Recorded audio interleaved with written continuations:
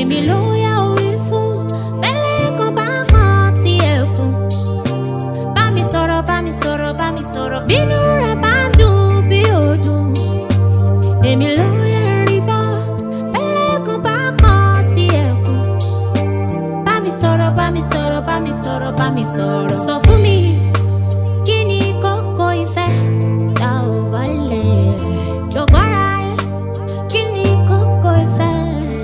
Àmọ́ èmi ló yá bí mo ṣe ń kọ́kọ́ kékeré bí mo ṣe ń kọ́ wọ́n kékeré bí mo ṣe ń páyà kékeré bó tèmi náà náà máa kọ́ tí ikú sí mi máa kọ́ tí ikú sí mi. Good evening. Correct. Please, I have to see Mrs. Away. Mrs. Away, she's in female ward. Just go straight down. Just straight. Straight down. Okay. Thank you. Ashe. But let me know now. Narcotic, see me. Narcotic, see me. All for me. But let me know now.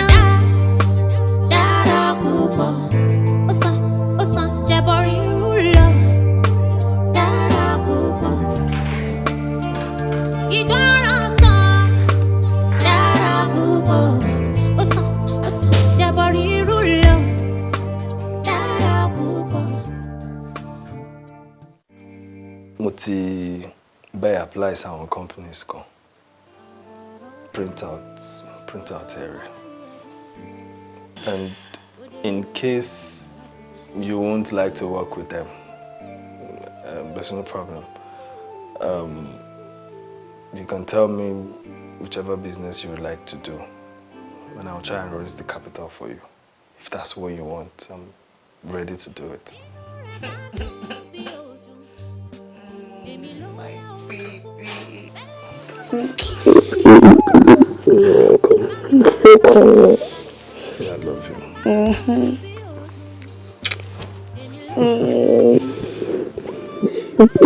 Miss you more. Ṣé wàá lè padà wá sínú bedroom wa báyìí? Of course, yàrá ọkọ mi.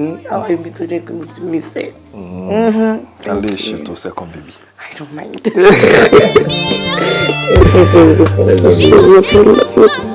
Kí ni láti lò gbé yín náà?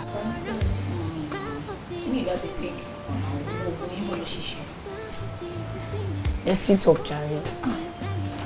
Ẹ tẹ̀ jẹ́ díẹ̀ mọ́. Ẹ pẹ̀lẹ́.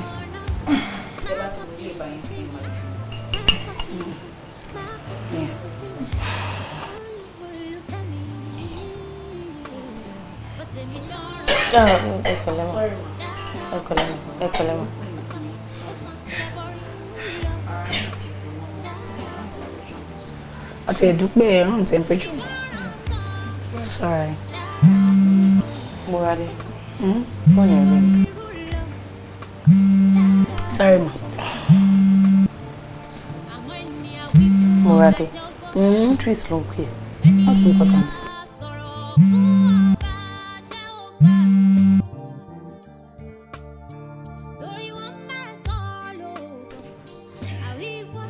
Pẹ̀lẹ́ ma.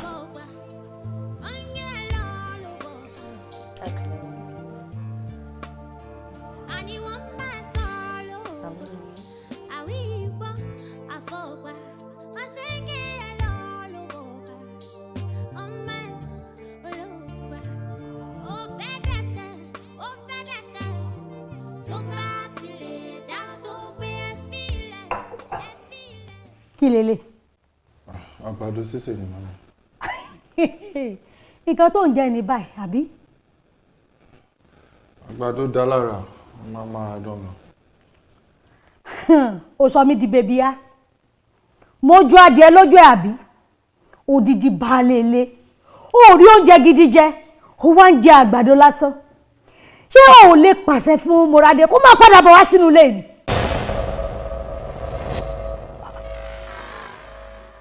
Ó rí nǹkan sọ. Ó fi mí gún lágídí àbí? Kò burú Idris. Tí ọmọdé ò bá mọ òwe yàtọ̀ sí ẹwẹ́, Idris á já òwe lọ́tún, á fi ẹwẹ́ sósì láti fi hàn ni. Ṣé o ti gbàgbé ni? ipe afẹ́ ọmọbìnrin ní iṣu lọ́kà ni tó ti wá dọ́kọ́ mẹ́ lọ́wọ́ ni. Hello? Any update? What do you mean nothing? I pay you so much money for you. Sit down there and tell me, you tell me shit.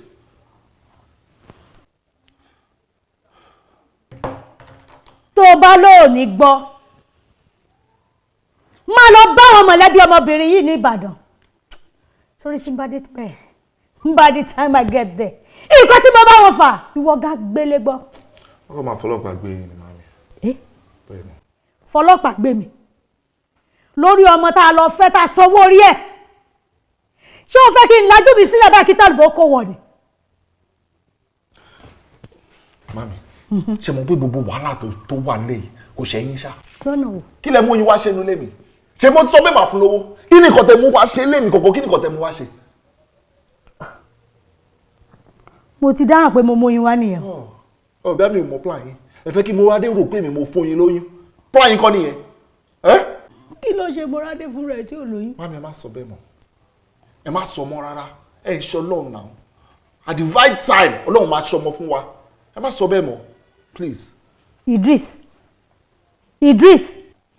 kí n gbẹ́nu mi sọ nìyẹn. Mi ò sọ bẹ́ẹ̀, mami. Just need some peace, please.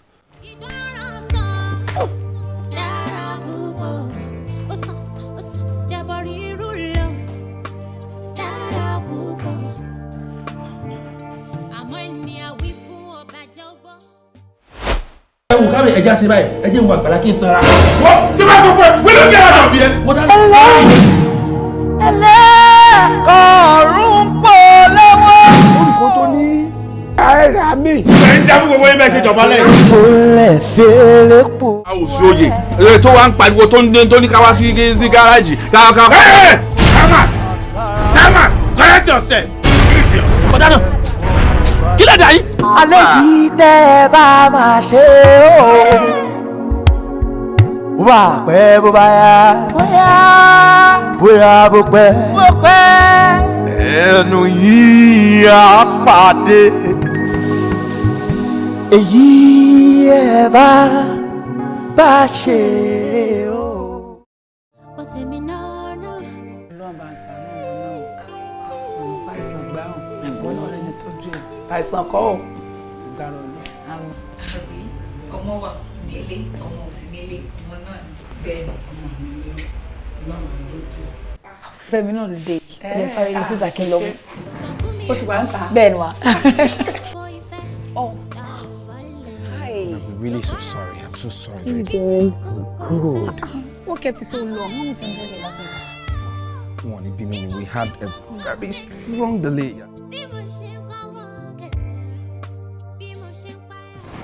This is where I was talking about. We're here. About it.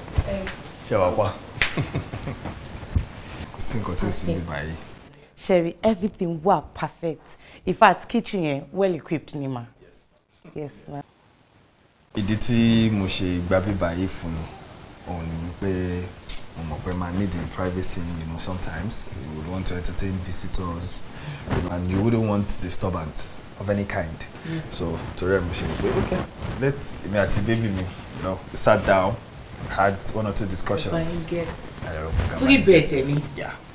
Ẹ lè ṣe bó ṣe wù yín, anybody ò ní béèrè pé kí lẹ ṣe ń bẹ yẹn o, ta nìyẹn o. Only day for days gone, in fact. Anybody ò ní òkè ta ló wà bẹ yẹn o.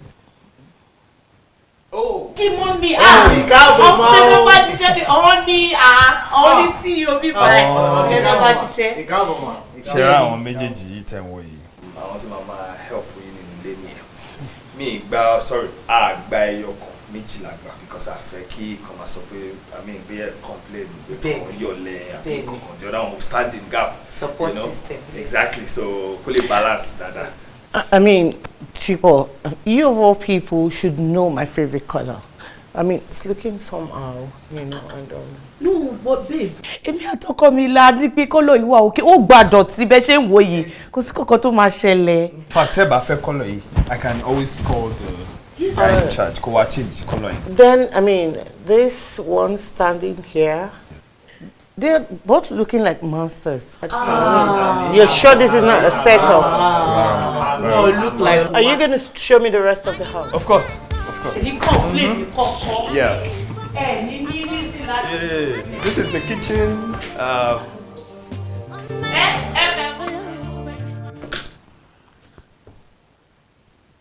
Honestly, ìbàjẹ́ lẹ́yìn méjì fi ń ṣe ayọ̀ tẹ́ ẹ bá mọ̀ kí ẹ̀rí èèyàn sọ fún yín. Ìwọ gbé ọmọ òkókó ó gbé kúrò nínú ilé ẹnìkan kò mọ wíwá bàbá tẹ. Ìwọ náà kúkú kúrò nílé ọkọ ẹ òun kó bọ̀ wá bá mi bí báyìí. Mọ̀gádé ṣé wọ́n kọ́ ni mo bá sọ tó fi ní tẹ fóònù? Dípò ṣàtìṣepọ̀ tí mo fẹ́ máa tó bẹ̀rẹ̀ business máa dé máa jáde ikọ́ tí mo ṣe yẹn ó work. Náà gbọ́dọ̀ tó ń sọ jáde lẹ́nu. Jọ ẹ̀kọ́ wo ló fi ń kọ́ àbúrò ẹ̀ àwọn kọ́sì wo ló fẹ́ kó máa wò látara ẹ̀ gangan? Ṣé Múradé? Ẹ̀ẹ́jọ ṣé wàá jọ ọmọdé ni? Múradé ò ṣe ọmọdé. Oh my God! Guess what, sis? What base is coming for my event? Toyin Brown. Let's stop this nonsense for God's sake. Ó sì lè ṣe ìtẹ́bàámọ̀. Mom, see, I won't let Idris just disrespect me like that, please. Ṣé ìwọ disrespect ọkọ ẹ ló fi lé ọkọ ẹ sílẹ̀ ló kó bọ̀ wá bá mi bí báyìí? Nílé wa. Ilé ẹ̀dá. Your home is where your family is. Yes. That's why I came here now. Why do you think I'm here? Because you are my family. Abi? But Múradé, Idris is your husband. Technically speaking, if we are to speak technically, Idris is your family. Seriously, Dara. Really? Really, Dara. Really? What tó jẹ́ gan nonsense ló ṣe. Bẹ́ẹ̀ ni, ìlànà rere tó yẹ kó filẹ̀ fábùrú ẹ̀, ó fi sílẹ̀. Ìwọ náà gbé ọmọ kékeré, ó gbé kúrò nílé, kò tẹ́lẹ̀ kankan tó mọ bóyá àgbà àti ẹ. Ó máa ń bá òun sọ̀rọ̀, kí ló fẹ́ kó sọ? Ọ̀rọ̀ ẹni ò tiẹ̀ lè jọ mí lójú náà anyway. Jesus, in Christ, what's wrong with you people now? I'm your family, no Idris. You maybe they came out support. Múradé, ṣé wàá work out kúrò níwájú mọ́mì bẹ́ẹ̀ yẹn ni? Ìwà yóò dáa. Kí ló wá expect kó ṣe? Mo ṣáìdì yín. Èmi kọ́ ló ń ṣáìdì torí wọ́n ló bá tiẹ̀ jẹ́ débi tó dé. Tó yẹ pé nǹkan gidi ló ń ṣe ni kò ní ṣe nǹkan tó ṣe. Ẹ má bẹ̀rẹ̀. Pariwo mo dábọ̀ fún dádì yìí wípé kó máa wọ ọmọ travel out. Ó ti dàkátà mọ́ mi lọ́wọ́ sí. And by the way, your home is wherever you want it to be. And mine is in Atlanta.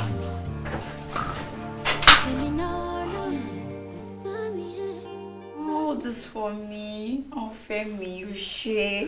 Come on. No. I mean, kí ni mo ṣe? Ìwọ ló yẹ kí n máa dúpẹ́ lọ́wọ́ ẹ. I mean, mo pè ẹ́ ní nǹkan, ó dẹ̀ jẹ́ mi ní ìhò. Yorùbá ló dánmọ́rán lẹ́nu ẹ̀ báyìí. Ó ga o. Ta ló kọ́ ẹ ní Yorùbá? Sorry, very soon màá tó di cultural consultant for àwọn akéde Yorùbá ní gbogbo àgbáyé. And I'll begin to connect the dots. I mean, gbogbo àwọn Yorùbá tó ti kọ́ mi náà ni mo jump pọ̀ tí mo fi ń sọ Yorùbá báyìí. That's good. What is it? Báwo ni ọ̀rọ̀ ìwà àti Idris báyìí? Okay, so what can I do?